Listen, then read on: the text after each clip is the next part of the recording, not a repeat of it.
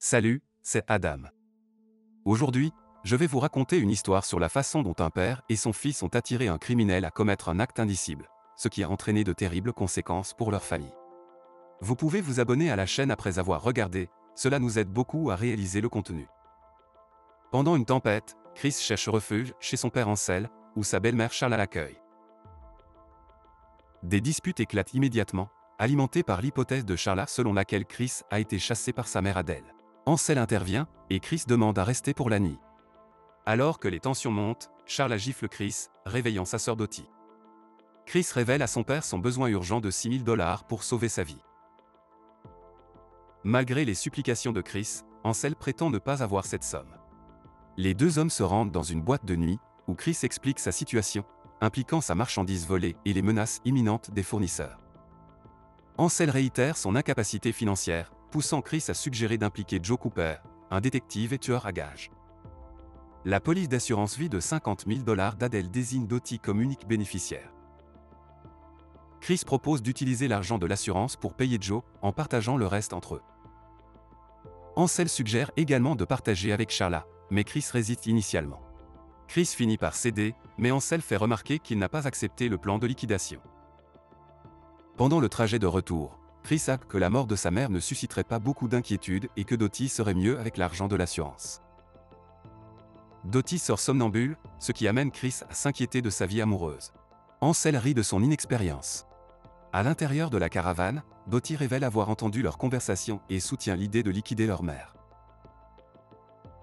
Le lendemain, le tueur à gages, connu sous le nom de Killer Joe, arrive à la caravane. À ce moment-là, on découvre que Dottie imite des mouvements d'arts martiaux. L'observateur, réalisant la nécessité d'une instruction appropriée plutôt que d'une imitation télévisée, suggère de lui trouver un professeur. En l'absence de Chris, elle prépare du café en attendant son frère. Curieuse du métier de Joe, Dottie apprend qu'il est détective au département de police de Dallas. La conversation se tourne vers les expériences passées de Joe impliquant des incidents de tir. Alors que le dialogue se déroule, un téléphone qui sonne pousse Dottie à conseiller à Joe de répondre, car c'est pour lui. En effet, l'appelant est Chris, organisant une rencontre à proximité en raison des engagements professionnels de son père. Il demande à Joe d'emmener Dottie avec lui, car elle connaît le chemin. Saisissant l'occasion, Dottie interroge directement Joe sur son éventuel rôle dans la mort de sa mère. Elle révèle son passé traumatique, où sa mère a tenté de lui faire du mal pendant sa petite enfance. Intrigué par l'histoire de Dottie, Joe arrive dans un établissement de billard près de l'atelier d'Ansel. Priorisant la discrétion, Joe examine la zone pour s'assurer qu'il n'y a pas d'espions. Il n'est pas intéressé par le motif derrière le travail, mais cherche des détails complexes sur les habitudes et les comportements de la cible. Joe établit une règle cruciale: en cas de capture, leurs identités doivent rester cachées, sinon il les éliminera. Il exige également une avance de $25 000 en espèces, ce qui surprend les hommes. Chris explique leur incapacité à fournir une avance en raison de leur dépendance à l'argent de l'assurance pour le paiement. En conséquence, Joe refuse la mission. Chris tente de négocier, mais Joe reste ferme et s'en va. Dehors, il observe Dottie dansant joyeusement au soleil, inspirant une nouvelle proposition. Joe suggère de garder Dottie, incitant Chris à comprendre l'implication. Avant de partir, Joe les encourage à le contacter si Dottie montre de l'intérêt. Par la suite, un différend père-fils éclate, Ansel suggérant qu'il liquide eux-mêmes Adèle. Chris, cependant, reconnaît leur incapacité à aller jusqu'au bout de ce plan. Par la suite, on voit Charla au restaurant de pizza où elle travaille, parlant au téléphone tout en regardant des photos privées. Elle assure à la personne à l'autre bout de la ligne que son visage n'est pas visible sur les photos. Interrogée sur l'heure de récupération, Dottie l'interrompt pour demander de l'argent pour le dîner. Après l'appel, Charla suggère de donner à Dottie de l'argent supplémentaire pour une nouvelle robe, laissant entendre l'arrivée d'un invité. Dottie spécule de manière ludique que Charla parlait plutôt à un petit ami, une notion que Charla nie.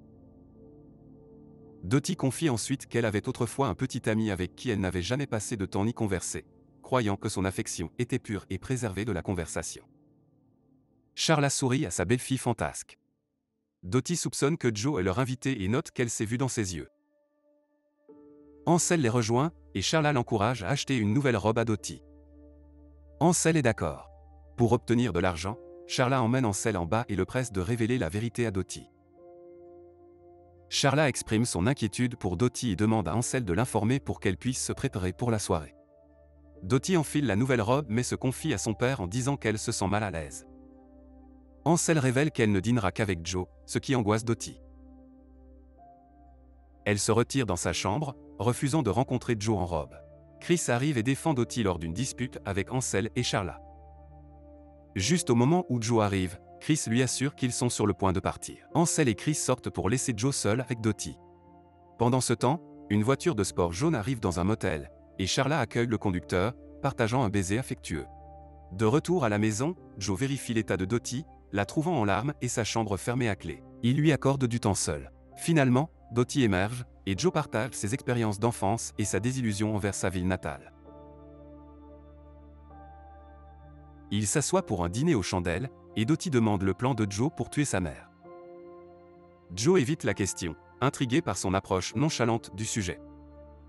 Dottie raconte le divorce de ses parents et comment sa mère a admis ne jamais avoir aimé son père, brisant son cœur. Joe lui demande de mettre la robe précédemment achetée devant lui. Alors qu'elle le fait, Joe range discrètement ses menottes, son arme et son insigne de police. Chris arrive dehors, inquiet pour Dottie. Le lendemain, Chris tente sa chance lors d'un tournoi de course de chevaux, espérant trouver un moyen alternatif d'obtenir de l'argent. Alors qu'il sort, deux personnes commencent à le poursuivre. Les rattrapant, leur patron nommé Digger arrive et lui dit qu'il doit lui payer dans les 2 jours, sinon il s'occupera de lui. Digger ordonne à ses hommes de le frapper, ce qu'ils font. En soirée, Chris rentre chez lui tout battu. Joe, qui séjourne dans la chambre de Dottie, demande ce qui s'est passé, et Chris dit qu'il a été passé à tabac par les hommes de Digger pour ne pas avoir remboursé sa dette. Le lendemain, Chris a une conversation privée avec Joe, exprimant ses inquiétudes concernant son implication avec Dottie alors que leur mère est toujours en vie. Joe assure à Chris qu'il accomplira la tâche cette nuit-là, mais ne quittera pas Dottie tant qu'il n'aura pas été payé. Submergé par la culpabilité, Chris décide qu'il ne veut pas que Joe soit près de sa sœur. Cependant, Joe déclare qu'il partira uniquement s'il reçoit le paiement ou si le marché est annulé. Chris demande pourquoi Joe n'a pas arrêté Digger, qui est impliqué dans des activités illégales, malgré sa connaissance de ses actions. Joe explique qu'il a une affinité personnelle pour Digger. Ce soir-là, Joe récupère son arme au poste de police et se prépare à partir. En sortant, Chris le supplie d'annuler le plan et de mettre fin à sa relation avec Dottie. Chris ressent du remords d'avoir impliqué sa sœur dans un tel complot. Joe ordonne à Chris de l'accompagner pour une balade. Au cours du trajet, Chris partage sa propre histoire, détaillant comment il s'est impliqué dans la vente des produits de Digger. Il espère se connecter avec Joe et influencer sa décision. Malgré les efforts de Chris, Joe reste sans réponse. Chris continue de le supplier de laisser sa sœur tranquille. Finalement, ils arrivent dans un dîner loin de la ville. Joe révèle alors une vérité sombre, le corps inanimé d'Adèle est déjà dans le coffre de sa voiture. N'ayant pas d'autre alternative, Chris aide Joe à déplacer le corps sur le siège conducteur de la voiture d'Adèle. Joe met en scène la scène en renversant du whisky et en soufflant de la fumée de cigarette, créant l'illusion qu'Adèle avait bu et fumé dans sa voiture. Ensuite, Joe incendie la voiture et s'en va. Le lendemain, Chris et Dottie déjeunent devant le bureau d'assurance.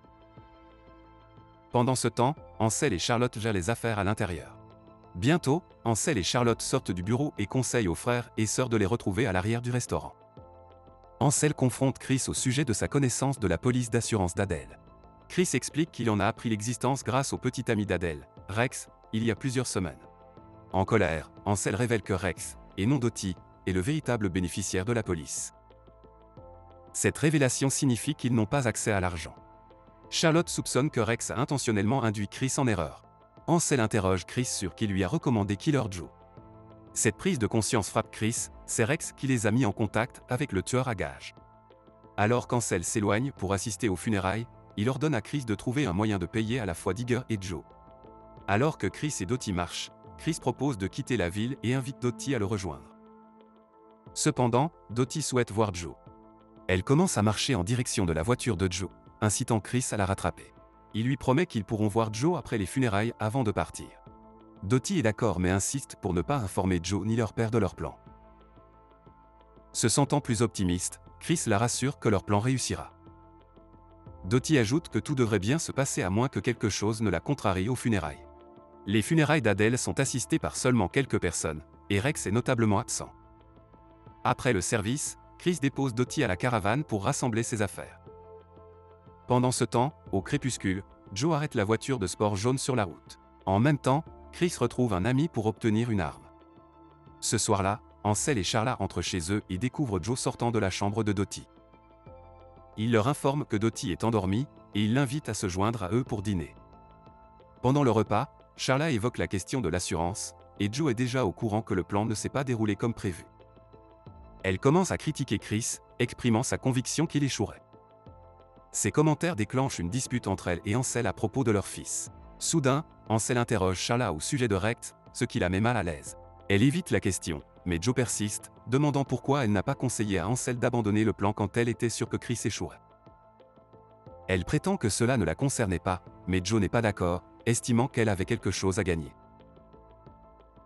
Alors que Joe interroge Charla, Ansel observe sans intervenir. Charlotte se défend, admettant ses motifs financiers, ce qui la force à s'asseoir. Joe lui demande la somme qu'elle était censée recevoir, ce qui crée de la confusion sur la valeur de la police d'assurance. Joe éclate de colère en détruisant leur télévision et révèle que la police double la somme en cas de décès accidentel. Charla insiste sur le fait qu'elle a été informée de ce changement ce matin-là, ce qui explique son malentendu précédent. Joe va plus loin en affichant des photos privées de Charlotte avec un homme non identifié. Ansel confirme qu'il n'est pas l'homme sur les photos. Joe conclut que Charlotte était également impliquée romantiquement avec Rex. Elle nie l'accusation, et quand elle essaie de provoquer Joe, il l'étrangle juste à ce qu'elle avoue sa relation secrète avec Rex. Désespérée et battue, Charla propose de donner de l'argent à Joe, mais il révèle que Rex lui avait déjà remis un chèque sans valeur plus tôt. Les négociations pour ramener Rex afin de payer échouent alors que Joe fait remarquer que Rex est indisponible. Joe la tourmente, révélant l'absence de son petit ami et la frappant. Alors que le contrôle de Joe sur la situation s'intensifie, il exige le paiement pour ses services. Reconnaissant leur incapacité à payer, il réclame Dottie comme sa garantie. Il insiste pour qu'ils empêchent Chris de partir avec Dottie, menaçant leur vie. Ansel et Charla acceptent à contre-séure. Lorsque Chris arrive, Joe fait semblant que tout est normal, même en le saluant chaleureusement tout en tenant Dottie. Joe organise un dîner apparemment typique, et Dottie dirige une prière avant de commencer à manger. Joe annonce ensuite ses fiançailles avec Dottie et propose un toast. Cependant, Chris refuse de laisser Joe emmener sa sœur et affirme son intention de partir avec elle. La tension monte d'un cran lorsque Chris pointe son arme sur Joe. Charla, armée d'un couteau, poignarde Chris de façon inattendue, ce qui permet à Joe de le maîtriser et de le battre. Dottie supplie Joe d'arrêter de faire du mal à son frère, tandis qu'Ansel et Charla se joignent à l'assaut de Joe. Dans un élan de désespoir, Dottie s'empare de l'arme et commence à tirer sauvagement. Tragiquement, Chris est tué et Ansel est blessé à l'estomac. Joe tente de calmer Dottie, mais elle pointe son arme vers lui et lui révèle qu'elle est enceinte. Cette révélation suscite une lueur d'intérêt dans les yeux de Joe. Dottie envisage de tirer sur le père de son enfant, le doigt sur la gâchette. Si vous êtes intéressé par ce genre de film, veuillez passer à la vidéo suivante à l'écran et partagez également vos réflexions sur ce film dans les commentaires. Mettez un j'aime et abonnez-vous. Au revoir.